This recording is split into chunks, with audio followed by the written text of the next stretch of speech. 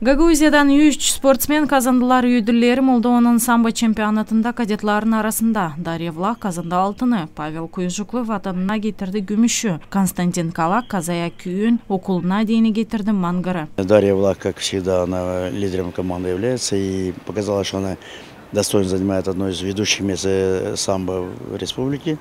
Достойно завоевала право выехать на чемпионат Европы по кадетам, который состоится в Лимассоле. Она уверенно выиграла все схватки и в финале болевым приемом завершила схватку. И, короче, все федерации и те старшие тренеры все поздравили с этим успехом.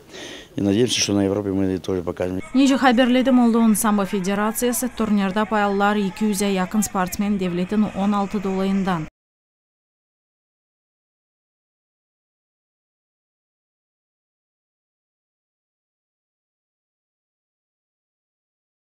Быйыл самбо чемпионаты кечирилежек Өзбекстанда Кас майын 12-синден 14-на кадар. Ташкентта медальдар 21 арлык категориясында казанылачкылар.